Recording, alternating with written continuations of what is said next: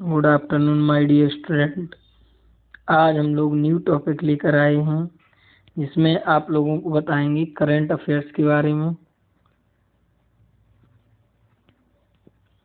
और ख़ास बात यह है करंट अफेयर्स की कि इसमें एक टॉपिक रहेगा, उससे रिलेटेड क्वेश्चन रहेंगे 4। उसमें एक विकल्प सही रहेगा और उसको डिटेल में बताने का प्रयास किया जाएगा ताकि आप लोगों को भूले ना, क्योंकि यूपीपीसीएस अभी जो कि 17 मार्च को है एंड अदर एग्ज़ाम को लेकर ये वाली करंट अफेयर्स रेडी कराई जा रही है, क्योंकि उसमें कूट से क्वेश्चन पूछ लिए जाते हैं। तो हम लोग बिना समय गंवाए देख लेते हैं। आप लोग कंटिन्यू वॉच करिएगा। आज का सेशन बहुत अच्छा होने वाला है। आज की क्लास शानदार रहेगी जो कि करंट अफेयर्स से रिलेटेड है। चलिए हम लोग देखते हैं। इसमें दिया है कि भौगोलिक सूचना प्रणाली एप्लीकेशन ग्राम मानचित्र। इसको हम लोग देखना है कि ग्राम मानचित्र किसके द्वारा लॉन्च किया गया है। इसका बी ऑप्शन सही हो जाएगा, पंचायती राज मंत्रालय द्वारा लॉन्च किया गया। अब इसकी खास बात यह है कि लोकसभा में लिखित उत्तर में जानकारी दी गई थी 5 दिसंबर 2023 को, और यह लॉन्च किया गया पंचायती राज मंत्रालय द्वारा। और इसका उद्देश्य क्या है? ग्राम पंचायत द्वारा स्थानीय योजना को बढ़ावा देना है। मेन काम है इसका जियो मानचित्र का कि संपत्तियों की ट्रैकिंग की जाती है 3 चरणों में। कार्य जैसे कोई पेट्रोल पंप बन रहा हो तो उसका वीडियो पूरी ट्रैकिंग की जाएगी ड्रोन के माध्यम से। स्कूल में पेड़ पौधे लगे रहते हैं, उसकी ट्रैकिंग की जाती है कितने पौधे लगे हैं, क्योंकि इसमें क्या है लोकेशन ऑन रहती है कि उस जगह का है कि नहीं है। ग्राम मानचित्र पर एक एम सॉफ्टवेयर एप्लीकेशन का उपयोग करके जियो टैग की संपत्ति उपलब्ध है, जिससे ग्राम पंचायतों में विभिन्न कार्यों की प्लानिंग को विस्तार दिया जाता है। वित्त आयोग निधि के तहत निर्मित संपत्तियों को पंचायतों द्वारा संपत्तियों की तस्वीरों के साथ जियो टैग किया जाता है। अब हम लोग क्वेश्चन आगे देखेंगे। सोशल इम्पैक्ट फंड और global digital public infrastructure repository पहल। इसमें 4 क्वेश्चन। इसमें एक क्वेश्चन है सोशल इम्पैक्ट फंड के संबंध में विकल्प में कौन सा तथ्य सही नहीं है। कौन सा तथ्य सही नहीं है? ठीक है, तो जो सही नहीं है वो आप लोगों को बताना है। 4 ऑप्शन आप लोग देखो। इसमें पहला ऑप्शन सही है कि 22 नवंबर 2023 को प्रधानमंत्री नरेंद्र मोदी ने सोशल इम्पैक्ट फंड की शुरुआत घोषणा की। ये सही है। इसकी घोषणा उन्होंने G20 नेताओं के वर्चुअल शिखर सम्मेलन के दौरान की। इस फंड की परिकल्पना ग्लोबल साउथ में डिजिटल पब्लिक इंफ्रास्ट्रक्चर DPI के तुरंत कार्यान्वयन सरकार की अगुवाई वाली की। और इसमें ये वाला ऑप्शन गलत है। क्यों गलत है? क्योंकि इसमें नहीं पूछा गया है कौन सा तथ्य सही नहीं है। 45 मिलियन की जगह इसमें 25 मिलियन अमेरिकी डॉलर दिया गया है। ठीक है, योगदान। चलिए अब इसको डिटेल में जान लेते हैं। इसके बारे में देखो, ये दिया है प्रधानमंत्री ने घोषणा की। घोषणा करता है कब की गई? 22 नवंबर 2023 को की गई। G20 नेताओं के वर्चुअल शिखर सम्मेलन के दौरान। दोनों पहलों का नेतृत्व करता भारत है। और सोशल इम्पैक्ट फंड कितना है? 25 मिलियन अमेरिकी डॉलर है, जो मैंने आप लोगों को बता दिया है। और यह फंड प्रदान करेगा DPIP। विशेष तत्व क्या है इसके? SIF इस फंड में योगदान करने और निम्न एवं मध्यम आय वाले देशों में DPI के माध्यम से सतत विकास लक्ष्यों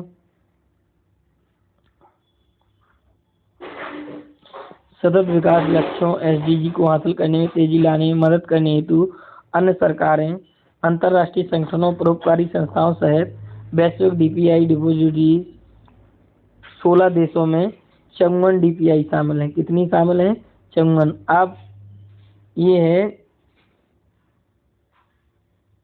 लिंग समावेशी संचार पर मार्गदर्शिका जारी कैसी हुई? 28 नवंबर 2021 स्मृति जुबिन ईरानी द्वारा जारी लिंग समावेशी संचार पर मार्गदर्शिका लाल बहादुर शास्त्री राष्ट्रीय प्रशासन अकादमी द्वारा UN वुमेन और किसके सहयोग से तैयार की गई? Bill and Melinda Gates foundation के सहयोग से की गई है। इसका आंसर बी सही है। अब इसके तथ्य जानेंगे हम लोग। क्या है, जल्दी से देख लेते हैं कि 28 नवंबर 2023 को जारीकर्ता कौन है? केंद्रीय महिला एवं विकास मंत्री स्मृति जुबिन इरानी। जारी किया गया विज्ञान भवन नई दिल्ली में। और मार्गदर्शिका तैयार की गई लाल बहादुर शास्त्री प्रशासन अकादमी तथा UN women Bill and Melinda Gates Foundation, यानी 3 लोगों के सहयोग से की गई थी। Lal Bahadur Shastri academy, UN women and Bill and Melinda Gates Foundation. तो ये आंसर इस मार्गदर्शिका में शामिल किया गया। अंग्रेजी, हिंदी व अन्य क्षेत्रीय भाषाओं के भाषा उपयोग को भारत के सर्वोच्च न्यायालय द्वारा जारी हैंडबुक ऑन कम्बेटिंग जेंडर स्टीरियोटाइप भारतीय नागरिकों की आवश्यकताओं के अनुरूप अनुकूलित अन्य राष्ट्रीय और वैश्विक सर्वोत्तम प्रथाओं पर मार्गदर्शिका शामिल है। भविष्य के संदर्भ में लिंग संबंधी संसाधनों की चेकलिस्ट और प्रमुख संसाधन। मार्गदर्शिका का उद्देश्य क्या है? सरकारी अधिकारियों, सिविल सेवकों, मीडिया व्यवसायों, शिक्षकों और अन्य हितधारकों द्वारा लिंग समावेशी लेखन, समीक्षा और दस्तावेजों के अनुवाद और संचार में सहायता करना। ये इसलिए इम्पोर्टेंट हो जा रहा है, इसमें इतना डिटेल में पढ़ाया जा रहा है कि क्वेश्चन आप लोगों का गलत नहीं होगा। लक्ष्य क्या है? जागरूकता बढ़ाना, लिंग तटस्थता और समावेशी के प्रति प्रतिबद्धता। अब नेक्स्ट क्वेश्चन है, टॉपिक है प्रधानमंत्री जनजाति आदिवासी न्याय महाअभियान। तो ये क्या है, आइए जानते हैं।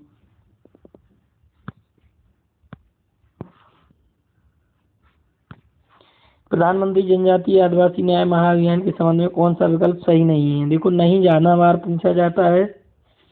तो 29 नवंबर 2023 को केंद्रीय मंत्रिमंडल ने इस अभियान की मंजूरी प्रदान की। हाँ की, सही है ऑप्शन। इस अभियान हेतु मंजूरी की गई कुल परिव्यय राशि 24,104 करोड़ रुपए है 24,104 करोड़ रुपए। इस अभियान के अंतर्गत 9 संबंधित मंत्रालयों के माध्यम से 11 अहम क्षेत्रों पर ध्यान केंद्रित किया गया। हाँ किया गया। अब इसमें पूछा गया कौन सा सही नहीं है? जनजातीय आदिवासी। कुल मंजूरी परिव्यय राशि इतने में नहीं थी, यानी एक गलत है, तो इसी का आंसर सही हो जाए क्योंकि यही पूछा गया। देखो ये ऑप्शन आप लोगों के सामने है, वो है डी। अब इसको विस्तार से जानेंगे। मंजूरी कब मिली? 29 नवंबर 2023 को मंजूरी प्रदाता केंद्रीय मंत्रिमंडल। 24 सही है, बता दिया था मैंने। इसके अंतर्गत ध्यान केंद्रित किया गया 9 संबंधित मंत्रालयों के माध्यम से 11 अहम क्षेत्रों पर। इसका उद्देश्य क्या है? विशेष रूप से कमजोर जनजाति समूहों पीवीटीजी की सामाजिक आर्थिक स्थितियों में सुधार। इस मिशन के तहत प्रदान किया जाएगा पीवीटीजी परिवारों और बस्तियों को सुरक्षित आवास, स्वच्छ पेयजल एवं स्वच्छता, शिक्षा, स्वास्थ्य और पोषण तक बेहतर पहुंच, सड़क और दूरसंचार कनेक्टिविटी और स्थायी आजीविका के अवसरों जैसी बुनियादी सुविधाएं। अगले 3 वर्षों में मिशन को लागू करने हेतु उपलब्ध कराई जाने वाली राशि अनुसूचित जनजातियों के लिए विकास कार्य योजना के तहत इसके ध्यान केंद्रित किए जाने वाले 11 अहम क्षेत्र, पक्के मकान, संपर्क मार्ग, नल जल आपूर्ति, सामुदायिक जल आपूर्ति, दवा लागत के साथ मोबाइल चिकित्सा, इतने ये काम किए जा रहे हैं। देखो, इसके अलावा इस मिशन के तहत आयुष मंत्रालय द्वारा मौजूद मानदंडों के अनुसार आयुष कल्याण केंद्र की स्थापना की जाएगी और मोबाइल चिकित्सा इकाइयों के माध्यम से पीवीटीजी बस्तियों तक आयुष सुविधाओं का विस्तार किया जाएगा। कौशल विकास उद्यमिता मंत्रालय इन समुदायों के उपयुक्त कौशल के अनुसार पीवीटीजी बस्तियों बहुउद्देशीय केंद्रों पर छात्रावासों के कौशल विषय प्रशिक्षणों की सुविधा प्रदान करेगा। उल्लेखनीय है कि प्रधानमंत्री नरेंद्र मोदी ने जनजातीय गौरव दिवस के अवसर पर खूंटी झारखंड में इस अभियान की शुरुआत की है। जनजातीय अभियान है वो कहाँ से शुरुआत की थी? खूंटी कहाँ पे? झारखंड में इस अभियान की घोषणा की थी। अब 5वां वैश्विक आयुर्वेद महोत्सव 2023 के बारे में बात करेंगे। निम्न कथनों पर विचार कीजिए, कौन सा सही है? 1 से 5 दिसंबर 2023 के मध्य 5वां वैश्विक आयुर्वेद महोत्सव। ये वाला ऑप्शन आप लोगों को सही है। अगर आप ये लगा रहे हैं, ये वाले ऑप्शन गलत है। देखो ये ऑप्शन सही है।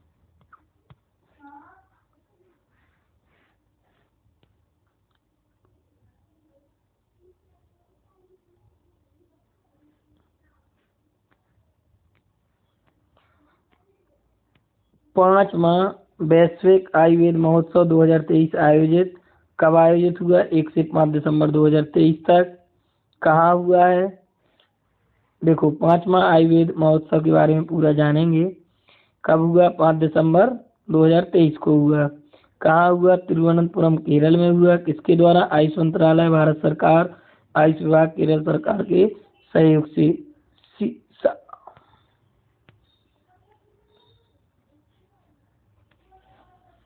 मुख्य विषय क्या है? Emerging challenges in health and resurgent Ayurveda. उद्घाटनकर्ता उपराष्ट्रपति जगदीप धनखड़ ने किया था। कहाँ पर? केरल में। अब क्वेश्चन है कि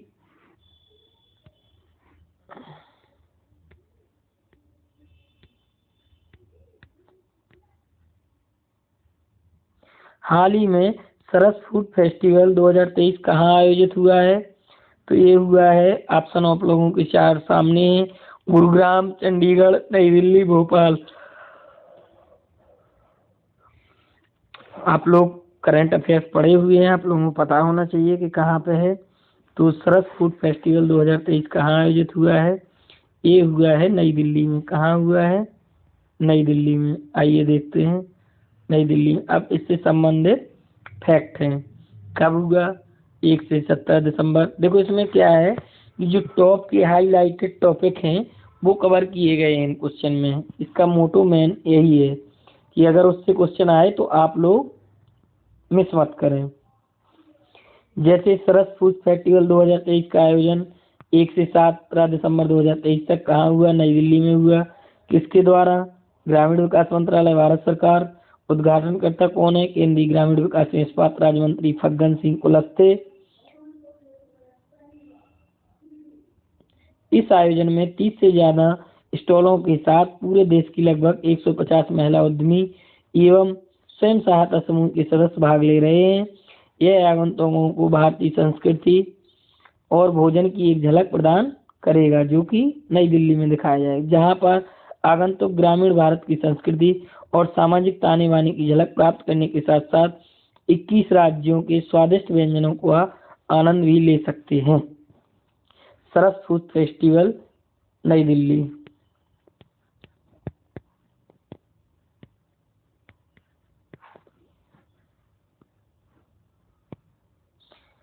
अब आप लोगों को क्वेश्चन है कि बुनियादी पशुपालन सांख्यिकी 2023, बुनियादी पशुपालन सांख्यिकी 2009 रोड से कौन सा विकल्प सही नहीं है? नहीं ज्यादा बार पूछा जाता क्योंकि उसमें एक छुपा रहता है, बाकी सही 3 सही रहेंगे, एक गलत है। केंद्रीय मंत्री पुरुषोत्तम रूपाला ने गुवाहाटी असम में रिपोर्ट 26 नवंबर 2023 को जारी की या नहीं की? अब इसके बारे में सब बताएंगे। इस रिपोर्ट के अनुसार वर्ष 2022-23 के दौरान देश में कुल दुग्ध उत्पादन इतने मिलियन टन अनुमानित है। दौरान मांस उत्पादन देश में इतना है जम्मू कश्मीर प्रयोगकर्ता। इसके जो 3 ऑप्शन हैं वो सही हैं क्योंकि ये सही हैं, बट हम लोगों को क्या करना है, इधर पे सही नहीं पूछा है, तो सही नहीं कौन सा है हम लोगों को? चौथा ऑप्शन सही नहीं है।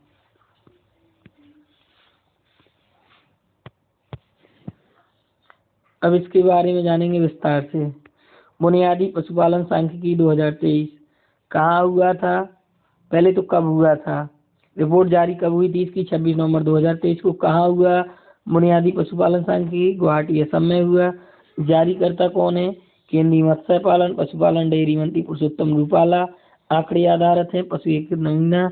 कुल दुग्ध उत्पादन 230.58 मिलियन टन अनुमानित।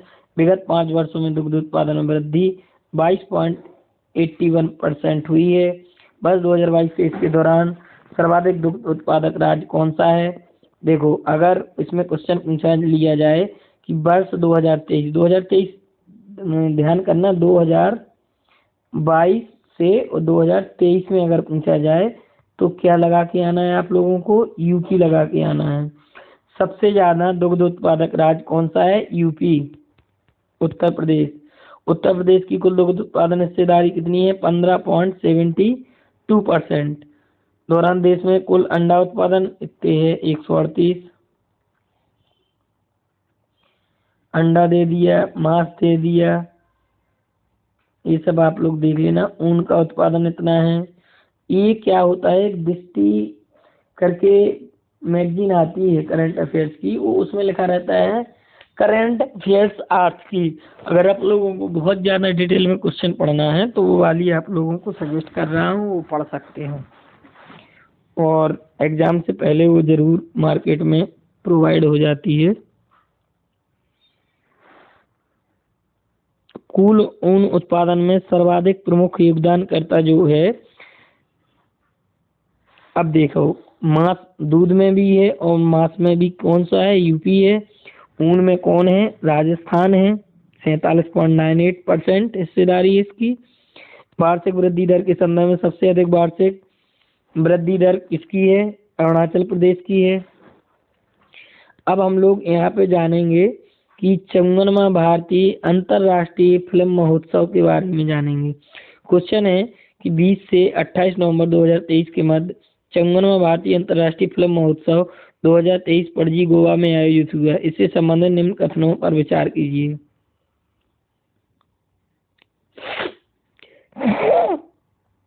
अगर आपने फारसी फिल्म एडलेंड्स बॉर्डर्स को सर्वश्रेष्ठ फिल्म का अवार्ड दिया है, ए ऑप्शन सही है।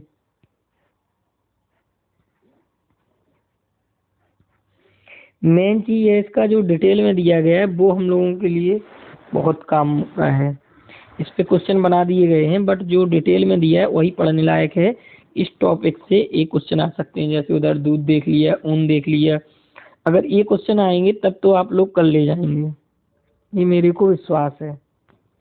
अब 54वां भारतीय अंतर्राष्ट्रीय फिल्म महोत्सव 2023 आयोजित हुआ। कब आयोजित हुआ, नवंबर में आयोजित हुआ। कितने नवंबर को, 20 से 28 नवंबर 2023 को। कहाँ पर हुआ है, पणजी गोवा में हुआ है। किसके द्वारा, राष्ट्रीय फिल्म विकास निगम NFDC और entertainment society of Goa ESG द्वारा संयुक्त रूप से। इस महोत्सव की शुरुआत हुई थी 1952 में। महोत्सव की ओपनिंग फिल्म कैचिंग डस्ट, महोत्सव की समापन फिल्म द फेदरर बेट। अंतर्राष्ट्रीय खंड में, इसमें अंतर्राष्ट्रीय खंड में 198 फिल्में दिखाई गई, जिनमें 13वां विश्व प्रीमियर भी शामिल है। इसमें प्रदान किए गए प्रमुख पुरस्कार हैं 54वां भारतीय अंतर्राष्ट्रीय फिल्म महोत्सव गोवा वाला। देखो, सर्वश्रेष्ठ फिल्म का golden peacock award Abbas Amini की फारसी film end borders, UNESCO Gandhi पदक एंथोनी चैन की फिल्म ड्रिफ्ट, सर्वश्रेष्ठ web series award Amazon series Panchayat season 2, Satyajit Ray life time achievement award, Hollywood अभिनेता निर्माता माइकल डगलस, सर्वश्रेष्ठ निर्देशक स्टीफन कॉमरेड। तो मेन थे वो हम लोगों ने देख लिए हैं। हम लोग नेक्स्ट क्वेश्चन तरफ बढ़ते हैं कि 42वां भारतीय अंतर्राष्ट्रीय व्यापार मेला 2023, इन कथनों पर विचार करिए। दोनों कथन आप लोगों के सही हैं जिन्होंने ऑप्शन ए 14 से 27 नवंबर 2023 में 42वां भारत अंतर्राष्ट्रीय व्यापार मेला 2023 प्रगति मैदान नई दिल्ली में आयोजित हुआ। इस वर्ष इस मेले की थीम वस्तु कुटुंबकम यूनाइटेड वाई ट्रेड रखी गई। ये वाला क्वेश्चन गलत है। अब हम लोग जानेंगे इसको विस्तार से। 42वां भारत अंतर्राष्ट्रीय व्यापार मेला आयोजित प्रगति मैदान नई दिल्ली में है। इसका मुख्य विषय वसुधैव कुटुंबकम यूनाइटेड बाई ट्रेड। मेले का सहयोगी राज्य बिहार एवं केरल है।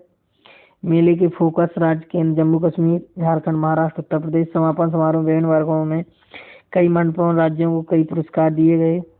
राज्यों के वर्ग विषयगत प्रस्तुति में मध्य प्रदेश ने स्वर्ण पदक जीता। राज्यों के अनुसार उड़ीसा ने स्वर्ण पदक जीता, जबकि असम को रजत पदक और राजस्थान को कांस्य पदक जीता। इस वर्ग में त्रिपुरा ने रजत पदक और आंध्र प्रदेश ने। मेले में लगभग 1500 करोड़ रुपए से अधिक का व्यापार हुआ। 8वां भारत जल प्रवाह सम्मेलन 2023, इसका जो पहला ऑप्शन है वो एकदम सही है। 22 से 24 नवंबर 2023 के मध्य सम्मेलन नई दिल्ली में आयोजित हुआ। और उसको डिटेल में जानेंगे कि 8वां भारत जल प्रवाह सम्मेलन 2023 आयोजित कब हुआ था, नवंबर में हुआ था 2023। कहाँ हुआ, डॉक्टर अंबेडकर अंतर्राष्ट्रीय केंद्र नई दिल्ली।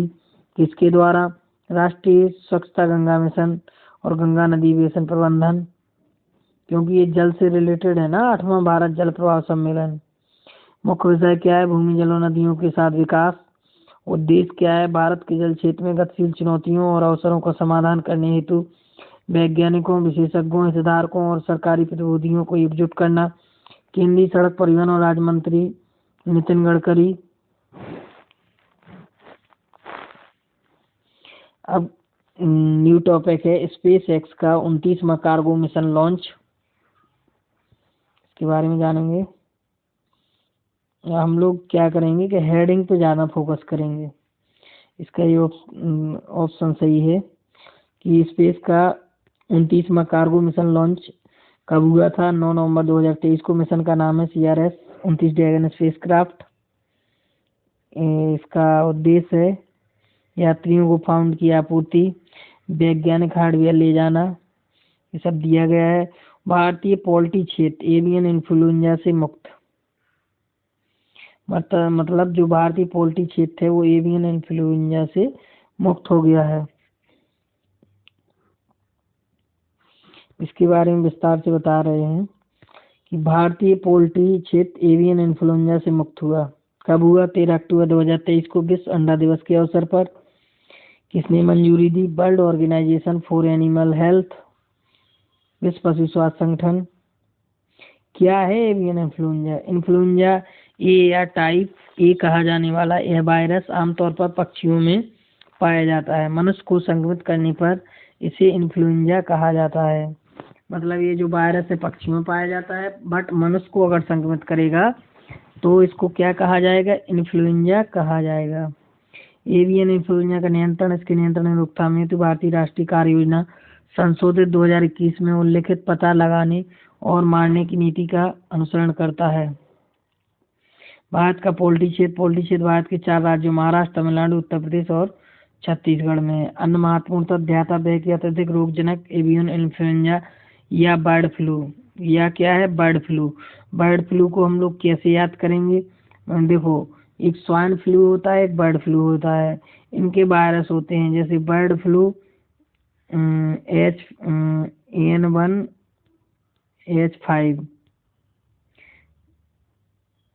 H5N1, जिसमें 5 लगा रहेगा वो बर्ड फ्लू है, और स्वाइन फ्लू H1N1। देखो इधर रहेगा बर्ड फ्लू, जो यहाँ पे दिया है कि बर्ड फ्लू क्या है? H5 और N5। ये तो हो गया बर्ड फ्लू, क्योंकि इसमें बड़ा। अगर स्वाइन फ्लू की बात करेंगे, स्वाइन फ्लू तो H1 और N1, इसमें अगर 1 रहेगा तो स्वाइन फ्लू वायरस की हम लोग पहचान कर लेंगे। भारत में पहली बार वर्ष 2006 महाराष्ट्र में पाया गया। देहात अत्यधिक रोगजनक एवियन इन्फ्लुएंजा के खिलाफ टीकाकरण की अनुमति नहीं है।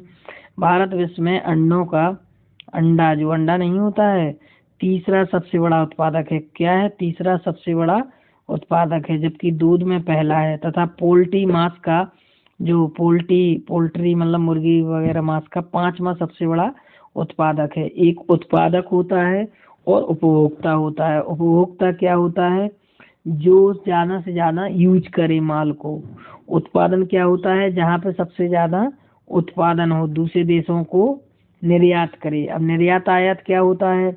निर्यात, देखो इसको एक ट्रिक होती है आयात यानी आय, जो दूसरे देशों से हमारे देश, आ से आयात, आय यानी इम्पोर्ट। एक्सपोर्ट क्या होता है? निर्यात, यानी दूसरे देशों को जाए, निर्गमन हो उसका।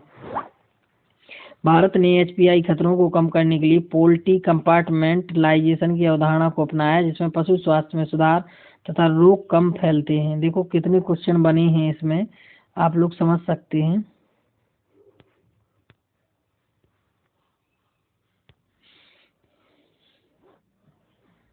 हम लोग देखेंगे 5वां भारत अमेरिका 2+2 मंत्रिपरिषद संवाद 2023। तो इसका पहला आंसर सही है।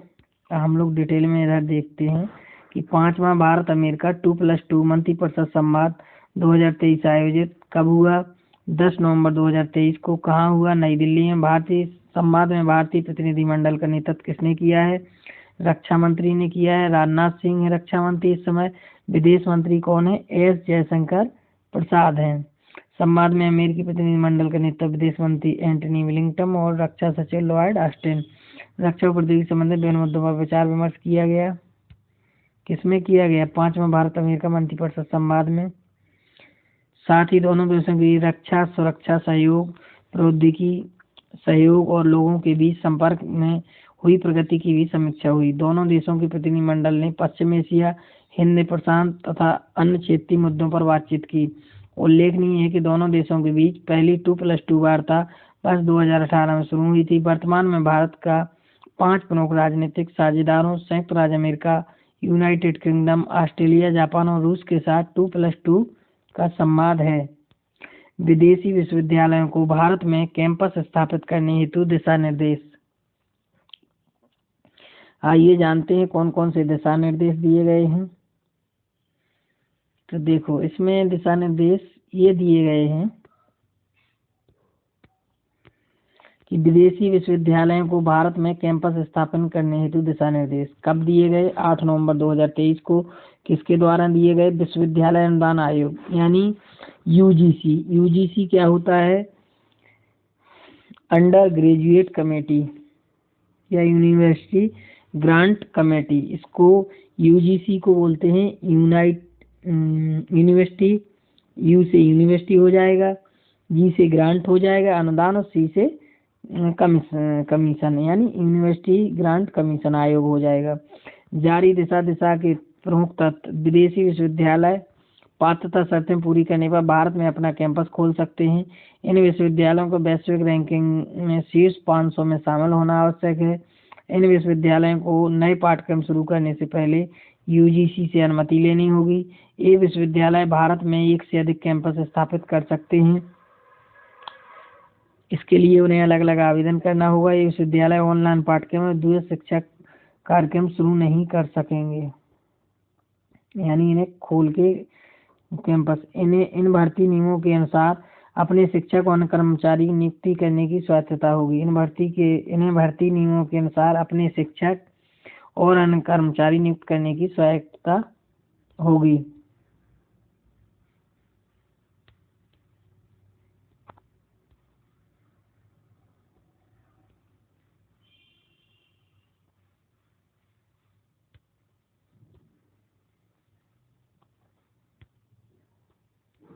चलिए अब रिलेटेड स्टैटिक जीके देख लेते हैं कि इसमें कहा गया है, क्या कहा गया है। इसमें कहा गया है कि यूजीसी यानी यूनिवर्सिटी ग्रांट कमीशन को औपचारिक रूप से नवंबर 1956 में संसद के एक अधिनियम के माध्यम से भारत सरकार के एक वैधानिक निकाय के रूप में स्थापित किया गया था। वर्तमान में जो यूजीसी के अध्यक्ष हैं प्रोफेसर एम जगदीश कुमार हैं। अब आईना डैशबोर्ड फॉर सिटीज पोर्टल। आईना डैशबोर्ड फॉर सिटीज पोर्टल। आईना डैशबोर्ड फॉर सिटीज पोर्टल 13 नवंबर 2023 को किस मंत्रालय द्वारा लाइव किया गया? 4 ऑप्शन आप लोगों के सामने हैं। पेयजल और स्वच्छता मंत्रालय, आवासन और शहरी कार्य मंत्रालय, संस्कृति मंत्रालय, वित्त मंत्रालय। आईना डैशबोर्ड फॉर सिटीज पोर्टल। अगर आप लोगों ने बी ऑप्शन लगाया है तो एकदम सही है, आवासन और शहरी कार्य मंत्रालय।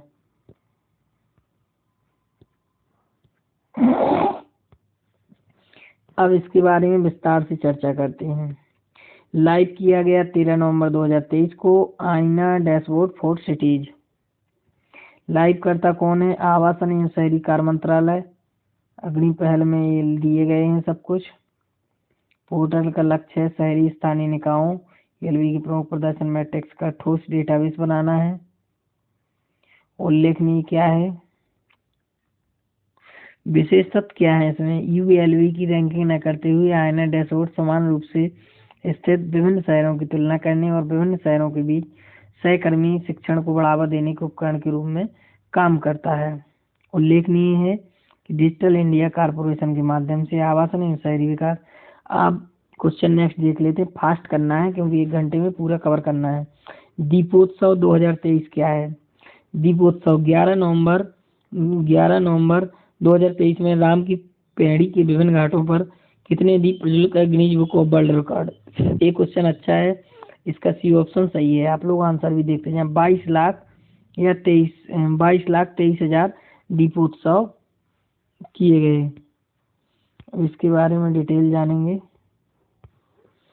क्या है आखिर डिटेल कि राम की पैड़ी अयोध्या में 22,23,000 दीप प्रज्वलित किया राज्यपाल आनंदीबेन पटेल और मुख्यमंत्री योगी आदित्यनाथ ने। संस्करण कौन था दीपोत्सव वाला? 7वां था। राम की पैड़ी के विभिन्न घाटों पर 22,23,000। मेन मोटो है 22,23,000, याद रखना है। कहाँ पे है? एक नया कीर्तिमान स्थापित किया, Guinness book of world record में दर्ज हो गया। मुख्यमंत्री को सौंपा गया Guinness book of world record की ओर से इस कीर्तिमान का प्रमाण पत्र। दीपोत्सव 2000 में शामिल हुए थे 54 देशों के राजनयिक यानी नेता थे। अन्य तथ्य, राम की पैड़ी पर 3D holographic show, projection, mapping और रामायण पर आधारित भव्य लेजर शो का आयोजन किया गया था। जल्दी से क्वेश्चन देख लेंगे क्योंकि बहुत खास क्वेश्चन होने वाले हैं। नवंबर 2023 में हिंद प्रशांत क्षेत्रीय संवाद 2023 कहाँ आयोजित हुआ है? तो ये नई दिल्ली में आयोजित हुआ है। अब इसको विस्तार से देखेंगे। हिंद प्रशांत क्षेत्रीय संवाद इंडो पैसिफिक रीजनल डायलॉग 2023 आयोजित हुआ। कहाँ हुआ? नई दिल्ली में आयोजित हुआ। कब हुआ? 15 से 17 नवंबर 2023 को हुआ। मुख्य विषय क्या है? हिंद प्रशांत समुद्री व्यापार और कनेक्टिविटी पर भू राजनीतिक प्रभाव है। भारतीय नौसेना के ज्ञान संबंधी भारतीय नेतृत्व, भारतीय नेशनल मैरीटाइम। इस संवाद का पहला संस्करण 2008। महिला बाइक अभियान यशस्विनी। महिला बाइक अभियान यशस्विनी के संबंध में विकल्प में कौन सा तथ्य सही नहीं है? कौन सा विकल्प सही नहीं है? अब इसमें ऑप्शन देखेंगे कौन सा विकल्प सही नहीं है।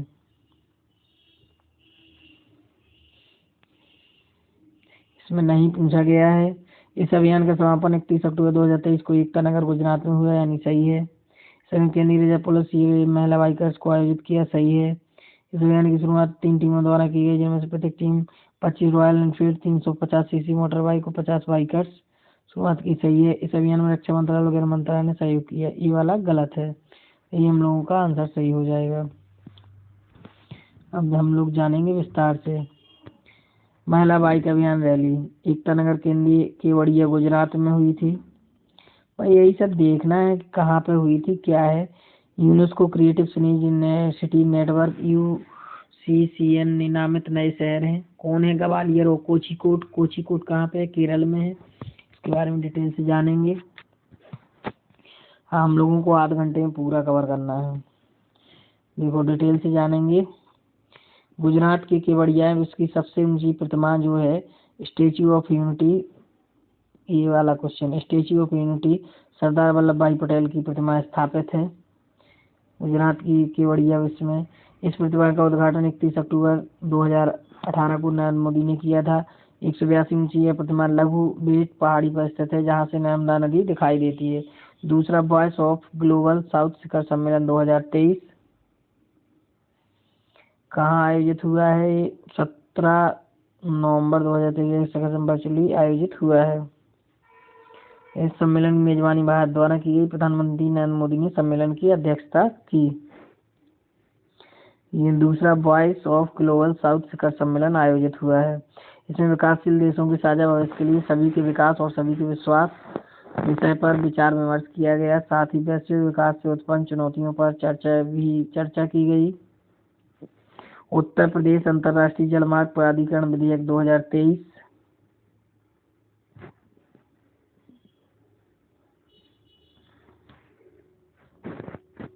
अब मेन क्वेश्चन भर देखो, जहाँ से क्वेश्चन बनने के चांस हैं, बाकी छोड़ो। जैसे उत्तर प्रदेश अंतर्राष्ट्रीय जलमार्ग प्राधिकरण विधेयक 2023 कब हुआ? विधानमंडल से पारित कराए जाने वाला हेतु प्रस्ताव 9 नवंबर 2023। किस लिए उत्तर प्रदेश अंतर्राष्ट्रीय जलमार्ग प्राधिकरण के गठन के लिए? इसके गठन का उद्देश्य क्या है? सस्ती परिवहन सुविधा उपलब्ध कराने के जल परिवहन को विकसित करना। कार्यकारी परिवहन आयुक्त उत्तर प्रदेश। विशेष तथ्य क्या है? उत्तर प्रदेश में गंगा नदी, यमुना नदी और अन्य प्रमुख नदियों में 11 राष्ट्रीय, देखो इधर पे पॉइंट बन रहा है, उत्तर प्रदेश में गंगा नदी, यमुना नदी और अन्य प्रमुख नदियों में कितने हैं? 11 राष्ट्रीय राजमार्ग स्थित हैं। कहाँ पे? उत्तर प्रदेश में। भारत सरकार द्वारा भारतीय अंतर्राष्ट्रीय जलमार्ग प्राधिकरण का गठन अंतर्राष्ट्रीय जलमार्ग प्राधिकरण अधिनियम 1985 के अंतर्गत राष्ट्रीय जलमार्ग अधिनियम 2016 के अंतर्गत भारत सरकार द्वारा राष्ट्रीय जलमार्ग अधिनियम 2016 के अंतर्गत इधर पे कितने थे 11 और इधर पे क्या है 111 राष्ट्रीय जलमार्ग घोषित किए हैं जो देश के अलग अलग राज्यों में है। अगर भारत की पूछा जाए तो 111 राष्ट्रीय जलमार्ग हैं और अगर यूपी का पूछा जाए तो कितने हैं ओनली 11 केवल। अब हम लोग जानेंगे मैं सोच रहा हूँ ज़्यादा से ज़्यादा कवर करने की। दूसरा वर्ल्ड फूड इंडिया 2023 कब हुआ? पहला ऑप्शन सही है 3 से 5 नवंबर 2023 के बाद दूसरा वर्ल्ड फूड इंडिया 2023 भारत मंडप प्रगति मैदान नई दिल्ली में हुआ। अब इसके सब जानेंगे नई दिल्ली में हुआ ये पता चल गया। कब हुआ? 3 से 5 नवंबर 2023 को हुआ। उद्देश्य क्या है? भारत को दुनिया की खाद्य टोकरी के रूप में प्रदर्शित करना वर्ष 2023 को। अब देखो इधर से क्वेश्चन निकल के आ रहे हैं कि दुनिया की खाद्य टोकरी के रूप में प्रदर्शित करना था। अंतर्राष्ट्रीय मोटा अनाज वर्ष के रूप में मनाना। 2023 जो था उसको कैसे मनाया हम लोगों ने? अंतर्राष्ट्रीय मोटा अनाज ज्वार बाजरा। यह कार्यक्रम सरकारी निकायों उद्देश्यों के पेशेवर किसानों उद्यमियों अन्य हितधारकों की चर्चा में शामिल होने सजग स्थापित करने कृषि खाद्य क्षेत्र में निर्देशकों को अवसरों का पता लगाने के लिए में एक नेटवर्किंग व्यापार मंच प्रदान करता है। इस आयोजन का भागीदार देश नीदरलैंड था, फोकस देश जापान था, फोकस राज्य उड़ीसा था, मुख्य विषय था समृद्धि के लिए प्रसंस्करण। शुभंकर था मिलिंड। प्रधानमंत्री नरेंद्र मोदी ने इस कार्यक्रम का उद्घाटन किया था। दूसरा वर्ल्ड फूड इंडिया 2023 नई दिल्ली। उन्होंने इस कार्यक्रम के इस अवसर पर प्रधानमंत्री ने स्वयं सहायता समूहों को मजबूत करने के उद्देश्य से 1 लाख से अधिक एसएचजी सदस्यों को बीच पूंजी सहायता वितरित की। उन्होंने इस कार्यक्रम के एक हिस्से के रूप में फूड स्ट्रीट का उद्घाटन किया। इसमें क्षेत्रीय व्यंजन और शाही पाक विरासत को दिखाया गया। अब देखेंगे फेयर वर्ल्ड इंडिया रेटिंग्स 2023। इसका डी ऑप्शन सही है। रेटिंग में डोंजो ओवर ने 10 में से 0 अंक प्राप्त किया। अब इसको डिटेल में जानेंगे क्या है आखिर क्या है फेयर वर्क इंडिया रेटिंग 2023 जारी करता है अक्टूबर 2023। रिपोर्ट का शीर्षक है इकोनॉमी है। इस वर्ष की रिपोर्ट आधार श्रमिक का लगाओ। इस वर्ष फेयर वर्क परिणाम मूल्यांकन भारत में 12 प्लेटफार्म का मूल्यांकन किया गया। इसमें रेटिंग में शीर्ष स्थान बिगवास केट को दिया गया 10 में से 6 स्कोर। ओला और पोर्टल 10 में से 0 अंक प्लेटफार्म। भारत और बांग्लादेश के प्रधानमंत्री द्वारा 3 विकास परियोजनाओं का उद्घाटन किया गया। 7 इसका आंसर डी सही है। साथ ही मैत्री सुपल थर्मल बिजली संयंत्र की पहली इकाई का उद्घाटन ये सही नहीं है, ये वाला गलत है। अब ये वाला ऑप्शन क्या है? गलत है। 1 नवंबर 2022 के प्रधानमंत्री नरेंद्र मोदी बांग्लादेश के प्रधानमंत्री शेख हसीना भारत की सहायता से निर्मित 3 विकास परियोजनाओं का संयुक्त रूप से उद्घाटन किया। दोनों ने Akhaura Agartala cross border rail संपर्क परियोजना का उद्घाटन किया। खुलना मोदा बंदरगाह रेल परियोजना का शुभारंभ किया। ये वाला नहीं किया गया तो इसे यही आंसर सही हो जाएगा। अब इसके बारे में डिटेल दिया गया है बट हम लोग पढ़ लिए हैं, बहुत फास्ट करना है। जियो स्पेस फाइबर। अब जियो स्पेस फाइबर क्या है उसके बारे में हम लोग जानेंगे क्या है जियो स्पेस। देखिए भैया जियो स्पेस फाइबर क्या है? भारत की पहली उपग्रह आधारित गीगा फाइबर सेवा है। जो भारत की पहली फाइबर आधारित गीगा फाइबर सेवा है। इसे पेश किया गया 27 अक्टूबर 2023 को इंडिया मोबाइल कांग्रेस में पेश किया है रिलायंस जियो इंफोकॉम लिमिटेड ने।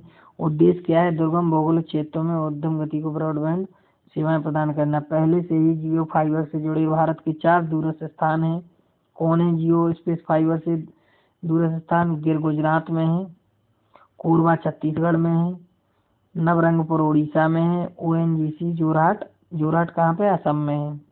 जियो इसकी नवीनतम मध्यम पृथ्वी कक्षा उपग्रह प्रौद्योगिकी तक पहुंचने के लिए एसईएस के साथ साझेदारी कर रहा है जो एकमात्र एमईओ समूह है। अंतरिक्ष में वास्तव में वित्तीय गीगा ग्रिड फाइबर जैसी सुविधाएं प्रदान करने में सक्षम है। जियो वर्तमान में 450 मिलियन से अधिक लोगों को high speed broadband, fix line और वायरलेस सेवाएं प्रदान करता है। अब इधर एक क्वेश्चन निकल के आया है, क्या आया है? ये आया है कि जियो वर्तमान में 450 मिलियन, 1 मिलियन कितने का होता है? 1 मिलियन, 1 मिलियन बराबर 10 लाख होता है। और इधर पे क्या दिया है? 450 मिलियन। हाई स्पीड यानी ब्रॉडबैंड कनेक्शन दिया हुआ है। करता है भारत में हर घर के लिए डिजिटल समावेशिता में तेजी लाने हेतु जियो ने अपनी ब्रॉडबैंड सेवाओं जियो फाइबर और जियो एयर फाइबर के साथ अब जियो स्पेस फाइबर को भी जोड़ दिया है। अंतर्राष्ट्रीय प्रदर्शन क्या है? Time person of the year 2023 किसे चुना गया है? इस वर्ष अमेरिकी पॉप गायिका टेलर स्विफ्ट को, जो 2023 में टेलर स्विफ्ट को पर्सन ऑफ द ईयर 2023 चुना गया है। अब इनके बारे में थोड़ी और डिटेल से जान लेते हैं कि 6 दिसंबर 2023 को अमेरिकी पत्रिका टाइम्स ने प्रसिद्ध अमेरिकी पॉप सिंगर जो टेलर स्विफ्ट हैं, वो कौन सी हैं? पॉप सिंगर हैं। क्या हैं? टेलर स्विफ्ट पॉप सिंगर हैं। कौन है प्रसिद्ध अमेरिकी पॉप? Taylor Swift. अब और पुरस्कार देखेंगे हम लोग कि एथलीट ऑफ द ईयर। अब ये तो हो गया कि time person of the year में अमेरिकी पत्रिका ने प्रसिद्ध अमेरिकी पॉप सिंगर टेलर स्विफ्ट को दिया गया। अब athlete of the year Argentina के प्रसिद्ध फुटबॉल खिलाड़ी जो लियोनेल मेसी हैं। लियोनेल मेसी कौन है? फुटबॉल खिलाड़ी हैं।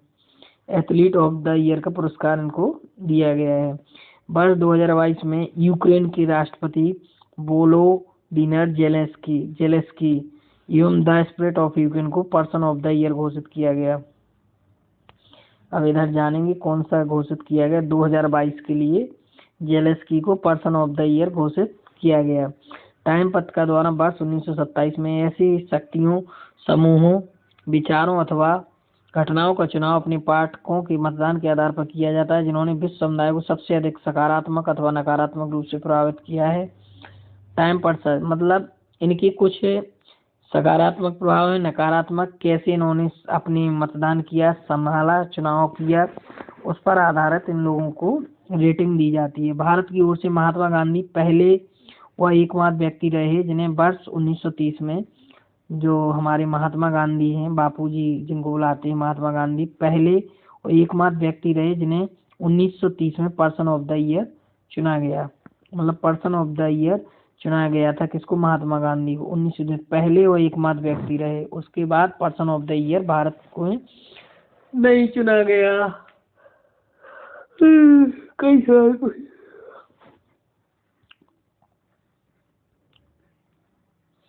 विश्व की पहली इलेक्ट्रिक फ्लाइंग पैसेंजर नवंबर 2023 में किस देश में विश्व की पहली इलेक्ट्रिक फ्लाइंग पैसेंजर शिप तैयार की गई? कहाँ की गई? स्वीडन में की गई। अब इसके बारे में डिटेल से, विश्व की पहली फ्लाइंग पैसेंजर तैयार की गई, कब की गई? नवंबर 2023 में। कहाँ की गई? स्वीडन में। शिप का नाम क्या है? Candela P12। इसे बनाया गया स्वीडिश कंपनी कैंडला टेक्नोलॉजी द्वारा। अंग्रेजबर्ग से स्टॉकहोम में इसके संचालन की योजना है। यह लगभग 39 फुट लंबी है। यह 252 किलोवाट प्रति घंटा ऊर्जा देने वाली बैटरी पर चलती है। इसमें एक बार में अधिकतम 30 यात्री ही यात्रा कर सकते हैं। इस शिप की अधिकतम गति 35 किलोमीटर प्रति घंटा है।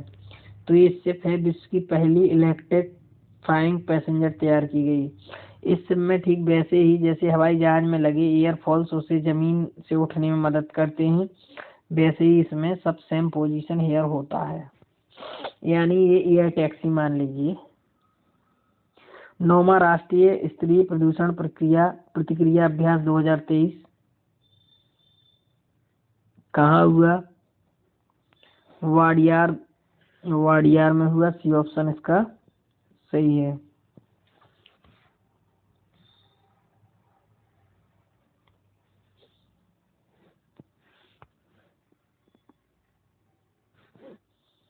अब इसको जानेंगे विस्तार से कि 9वां राष्ट्रीय प्रदूषण प्रतिक्रिया अभ्यास 2023 कब 25 नवंबर 2023 को वाडियार कहाँ पे है? गुजरात में। किसके द्वारा? भारतीय तटरक्षक बल। इस अभ्यास में केंद्रीय तटीय राज्य सरकारों के विभिन्न मंत्रालयों और विभिन्न विभागों, बंदरगाहों, तेल प्रबंधन एजेंसियों ने भाग लिया। इसमें 31 से अधिक विदेशी पर्यवेक्षकों और 80 प्रतिनिधियों ने भाग लिया। तीसरा, विश्व हिंदी कांग्रेस 2023। ये ऑप्शन इसमें सही है। यह कार्यक्रम 24 से 26 नवंबर 2023 के मध्य बैंकॉक, थाईलैंड में आयोजित किया गया। तीसरा, विश्व हिंदू कांग्रेस 2023 आयोजित 24 से 26 नवंबर 2023 बैंकॉक, थाईलैंड में। किसके द्वारा? विश्व हिंदू फाउंडेशन द्वारा। इस कांग्रेस में चर्चा करें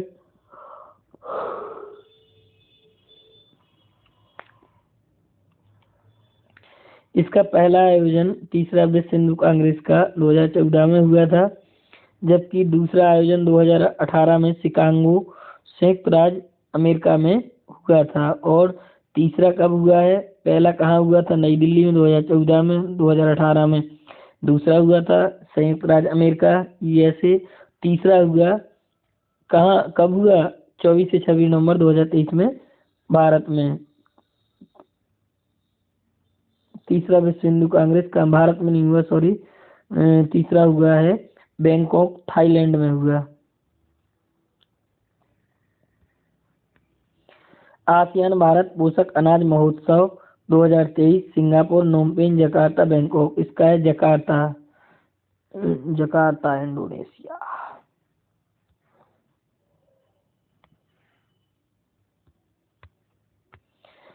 आसियान भारत का पोषक अनाज महोत्सव 2023 कब हुआ? 22 से 26 नवंबर 2023 तक। जकार्ता कहाँ है? इंडोनेशिया में।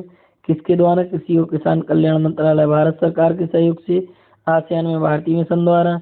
उद्देश्य क्या है? आसियान सदस्य देशों जैसे ब्रुनेई, कंबोडिया, इंडोनेशिया, ये सब देश हैं। उल्लेखनीय वर्ष 2023 को अंतर्राष्ट्रीय मोटा अनाज वर्ष के रूप में मनाया जा रहा है। हाँ, तो ये पूरा सेशन कराना है कि कांगो में व्यापक विस्थापन संकट। इसका ऑप्शन ए सही है। अब क्यों सही है इसके बारे में हम लोग डिटेल से चर्चा करेंगे कि चर्चा में क्यों है कांगो में व्यापक विस्थापन संकट है।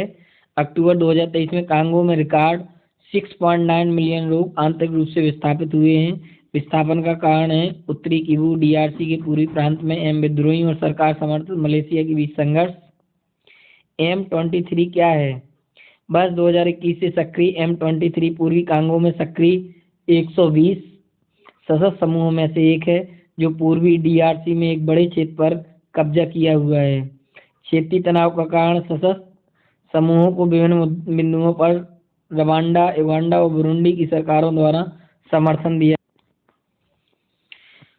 क्षेत्रीय तनाव का कारण क्या है? सशस्त्र समूहों की विभिन्न बिंदुओं पर रवांडा, युगांडा और बुरुंडी की सरकारों द्वारा समर्थन दिया गया है। अन्य महत्वपूर्ण तथ्य क्या हैं? Democratic Republic of Congo DRC में संघर्ष वर्ष 1990 के दशक से चला आ रहा है, ज्यादा इम्पोर्टेंट नहीं है। 9वां भारत अंतर्राष्ट्रीय विज्ञान महोत्सव, आइए ये देखते हैं। तो इसमें क्या है? जनवरी 2023 में लखनऊ, उत्तर प्रदेश में आयोजित किया जाएगा। जो 9वां अंतर्राष्ट्रीय महोत्सव है, तो ये कहाँ किया जाएगा? अमृतकल विज्ञान लोक संपर्क में। देखो, इसमें 17 से 20 जनवरी 2024 तक है। और कहाँ आयोजित हुआ है? फरीदाबाद, हरियाणा में हुआ है। 9वां भारत अंतर्राष्ट्रीय विज्ञान महोत्सव फरीदाबाद, हरियाणा। किसके द्वारा? विज्ञान और प्रौद्योगिकी, साइंस टेक्नोलॉजी मंत्रालय, मिनिस्ट्री, पृथ्वी विज्ञान मंत्रालय के सहयोग प्रयास के माध्यम से विज्ञान भारती के सहयोग से। मुख्य विषय इसकी थीम क्या है? अमृतकाल में विज्ञान और प्रौद्योगिकी, सार्वजनिक लोक संपर्क। उद्देश्य क्या है? भारत की उन्नति के लिए विज्ञान, प्रौद्योगिकी और नवोन्मेषण में रचनात्मकता को बढ़ावा देना। इसका आयोजन वर्ष 2015 से किया जा रहा है। इसका 8वां संस्करण 21 से 24 जनवरी 2023 के मध्य भोपाल, मध्य प्रदेश में किया गया। मतलब इसके पहले जो संस्करण हुआ था वो 2023 में हुआ था जनवरी में। और ये जो संस्करण 9वां हुआ है एक कब हुआ, 2024 में हुआ है। और कहाँ हुआ, फरीदाबाद हरियाणा में। राष्ट्रीय मानवाधिकार संस्थानों का 14वां अंतर्राष्ट्रीय सम्मेलन 2023, कोपेनहेगन। कोपेनहेगन की राजधानी का डेनमार्क। इस सम्मेलन में राष्ट्रीय मानवाधिकार आयोग के अध्यक्ष न्यायमूर्ति अरुण मिश्रा ने भाग लिया। रिलेटेड स्टैटिक जीके क्या है कि राष्ट्रीय मानवाधिकार आयोग का गठन मानवाधिकार अधिनियम 1993 के तहत किया गया। इसकी स्थापना जो हुई थी वो 12 अक्टूबर 1993 में हुई थी। किसकी, राष्ट्रीय मानवाधिकार आयोग की।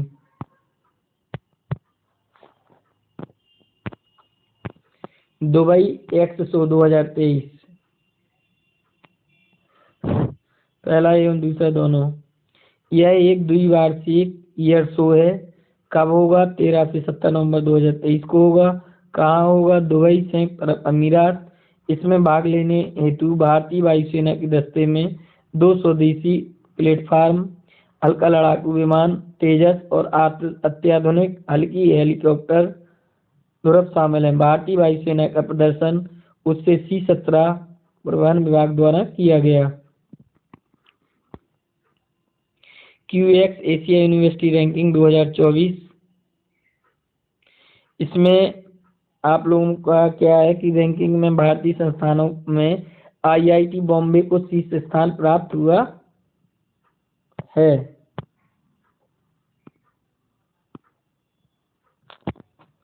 देखो QX एशिया यूनिवर्सिटी रैंकिंग में का संस्करण है 16वां। रैंकिंग में शामिल कुल संस्थान 856 यानी 856 संस्थान इसमें शामिल हुए हैं।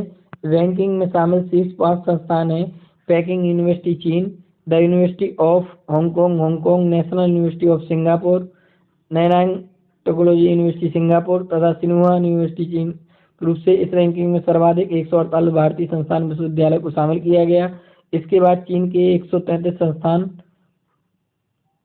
भारत के कितने थे इसमें 148, कितने में 856 में संस्थान विश्वविद्यालय। इसके बाद चीन के 133 हैं, बट भारत का बॉम्बे IIT। देखो इसमें शामिल शीर्ष 10 भारतीय संस्थान विश्वविद्यालय की रैंकिंग है। IIT बॉम्बे को 40वां स्थान है जो कि भारत की ओर से पहला है। IIT दिल्ली का 46वां भारत की ओर से दूसरा। IIT मद्रास तीसरा, भारतीय विज्ञान संस्थान इस बार चौथा खिसक गया।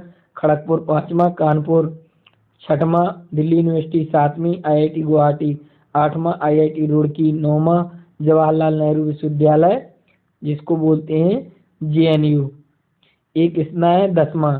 तो खास बात यह है कि आप लोग अच्छी यूनिवर्सिटी सर्च करेंगे अभी इंटर करके, जो भी IIT करना होगा या कुछ भी करना होगा इंजीनियरिंग, तो बॉम्बे वेस्ट में आया है इस बार।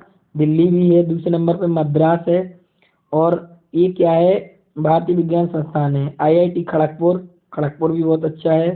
IIT कानपुर है, दिल्ली यूनिवर्सिटी है, और गुवाहाटी है, IIT रुड़की है, और JNU जवाहरलाल विश्वविद्यालय JNU यूनिवर्सिटियाँ भी शामिल हैं, जिनको ऑल ओवर JNU को 177वां स्थान है, और IIT खड़गपुर का 59वां है, IIT कानपुर का 63वां, बट IIT बॉम्बे का स्थान पहला है भारत की ओर से, और ऑल ओवर देखा जाए तो 40वां स्थान बनाए हुए हैं। ये बड़े ही गौरव की बात है। मीथेन उत्सर्जन रोकने हेतु यूरोपीय संघ के सदस्य देशों के बीच संधि हुई। क्या संधि हुई, इसमें संधि पर सहमति हुई 15 नवंबर 2023 को। कब लागू होगी, ये प्रोविजनल संधि है तथा इसे कानून बनने के लिए औपचारिक रूप से मंजूरी की आवश्यकता है। अत्यधिक प्रदूषणकारी मीथेन का फॉर्मूला क्या होता है, CH4। मीथेन गैस के उत्सर्जन को कम करना, जैसे भोपाल गैस त्रासदी 2 से 3 दिसंबर के बीच हुई थी, 2 से 3 दिसंबर के बीच हुई थी भोपाल गैस त्रासदी। और इसका MIC का फुल फॉर्म क्या होता है, मिथाइल आइसोसाइनेट इसका फुल फॉर्म है। और ये कई बार एग्जाम में मिथाइल आइसोसाइनेट भोपाल गैस त्रासदी से क्वेश्चन पूछा जाता है। जो क्वेश्चन हाईलाइटेड होते हैं उन्हें पूरा बताने का प्रयास करता हूँ।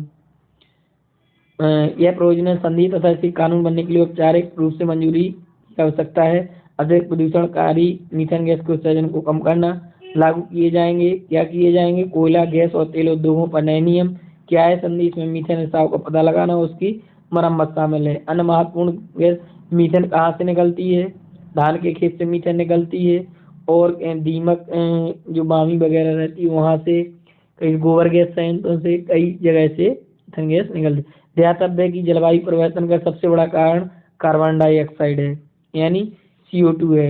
यही कारण ग्लोबल वार्मिंग का है।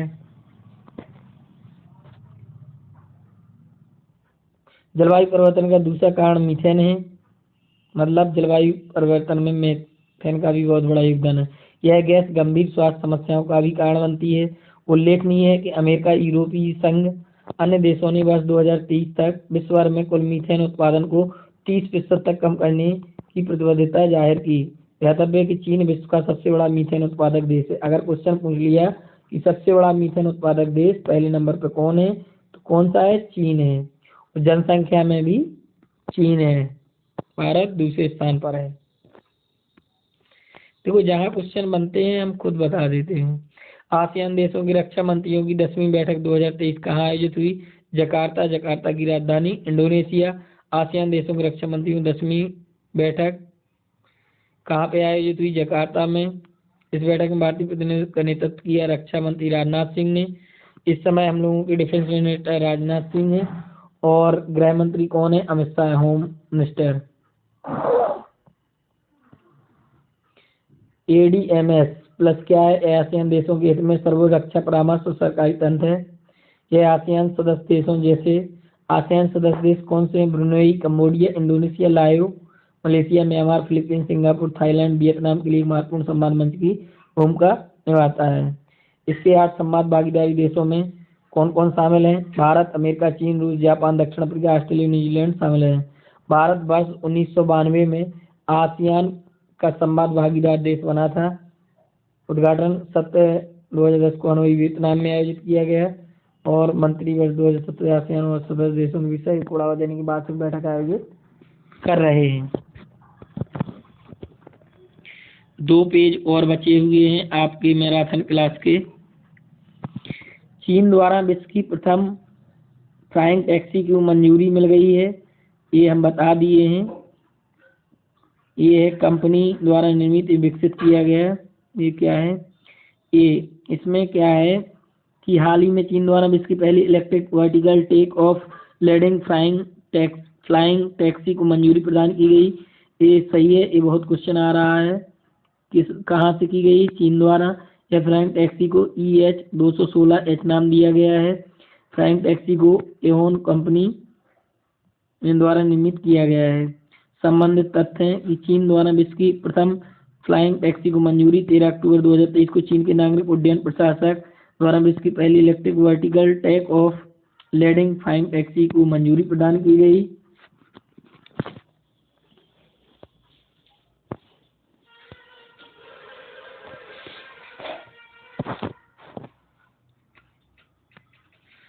ध्यातव्य है कि इस एयर टैक्सी को चीन के ग्वांगझोउ स्थित एहोंग कंपनी द्वारा निर्मित एक विकसित किया गया है। एहोंग कंपनी द्वारा इस एयर टैक्सी को EH-216H नाम दिया गया है। चीन द्वारा विश्व की प्रथम फ्लाइंग टैक्सी को मंजूरी। यह एयर टैक्सी पर्यावरण के अनुकूल मैग्नेटिक एनर्जी से चलती है। इसे चीनी सरकार द्वारा प्रमाण पत्र प्राप्त हो चुका है।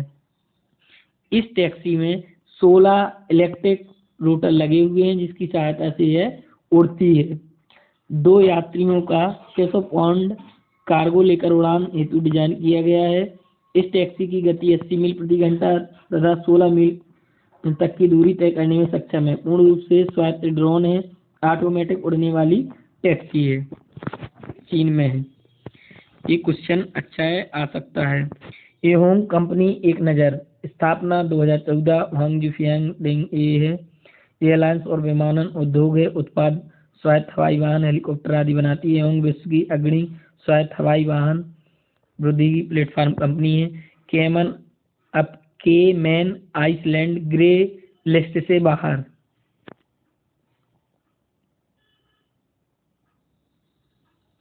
हाल ही में फाइनेंशियल एक्शन टास्क फोर्स ने केमैन आइसलैंड सहित देशों को अपनी ग्रे लिस्ट की सूची से बाहर किया है। केमैन आइसलैंड को वर्ष 2021 में फाइनेंशियल एक्शन टास्क फोर्स द्वारा ग्रे लिस्ट में किया गया था। संबंधित आइए जानते हैं क्या है ग्रे लिस्ट, क्या है, क्या कहलाती है। 27 अक्टूबर 2023 को फाइनेंशियल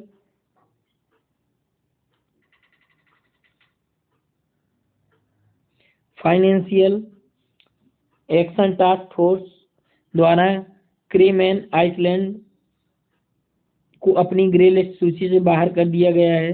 ध्यातव्य है कि एसटीएफ ने पनामा, जॉर्डन, अल्बानिया सहित कई देशों को अपनी ग्रे लिस्ट सूची से बाहर किया है।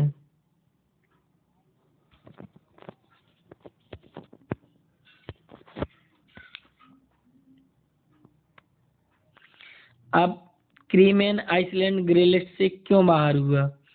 वर्ष 2021 में केमैन आइसलैंड को एफएटीएफ ने ग्रे लिस्ट में डाला था। एक वैश्विक मनी लॉन्ड्रिंग और आतंकवादी वित्त पोषण निगरानी संस्था द्वारा बढ़ी हुई निगरानी हेतु ग्रे सूची में डाला गया था। केमैन आइसलैंड के ग्रे लिस्ट से हटने से इस ब्रिटिश प्रवासी क्षेत्र से निवेश प्रवाह बढ़ सकता है। इसमें बड़े निवेशकों को की नकारात्मक अवधारणा को समाप्त करने में सहायता मिलेगी।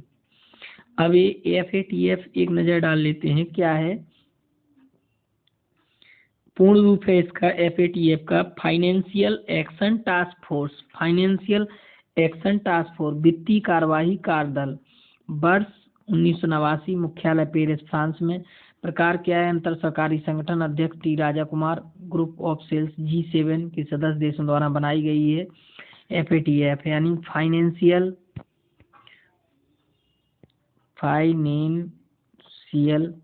एक्शन टास्क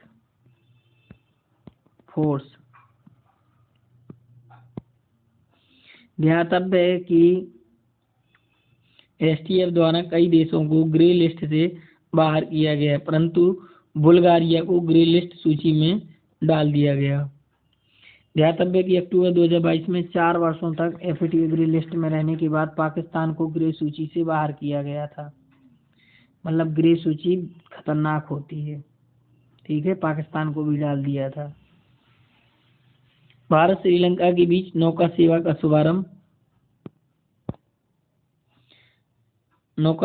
शुभारंभ कब किया गया? हाल ही भारत श्रीलंका के बीच लगभग 40 वर्षों बाद दोबारा नौका सेवा का शुभारंभ किया गया। दोनों राष्ट्रों के मध्य संचालित हाई स्पीड क्राफ्ट जहाज को चेरिया पानी नाम दिया गया। क्या नाम दिया गया? चेरिया पानी नाम दिया गया। इसका ऑप्शन ए सही है। अब इसके संबंधित तथ्य हैं। भारत श्रीलंका के बीच नौका सेवा का शुभारंभ 14 अक्टूबर 2023 को भारत ने तमिलनाडु में पूर्वी तट पर नागापट्टिनम और श्रीलंका के उत्तरी प्रांत कोंकेसथुराई के बीच यात्री नौका सेवा प्रारंभ किया गया है। ध्यातव्य है कि यह Indo Ceylon Express Boat Mail वर्ष 1900 से वर्ष 1982 तक चेन्नई और कोलंबो के बीच संचालित होती थी। यद्यपि वर्ष 1982 में श्रीलंका ने गृह युद्ध के कारण इसका परिवहन बंद कर दिया गया। तो ये आज हम लोगों की मैराथन क्लास थी। इसमें हमने कई सारे टॉपिकों को देखा, कई सारे क्वेश्चनों को देखा। जहाँ पे क्वेश्चन आवश्यकता था उसको डिटेल में बताया, कुछ स्किप किए। लंबी क्लास चल गई है, बहुत डिटेल में पढ़ा दिया, एक ही वीडियो में समेट लिया गया है। चलिए तो अब हम लोग यहाँ पर क्लास को ओवर करते हैं और मिलते हैं नेक्स्ट वीडियो में। तब तक के लिए जय हिंद, जय भारत। और जिन्हों लोगों ने चैनल को सब्सक्राइब नहीं किया है, PS एकेडमी को ज़रूर सब्सक्राइब कर दें। जय हिंद।